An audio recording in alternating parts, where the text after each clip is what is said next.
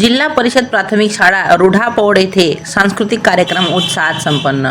पांढरकवडा तालुका प्रतिनिधी सुनील गेडाम. नमस्कार, मी Bhagyashree Maharashtra news 24 live मध्ये आपले स्वागत करते.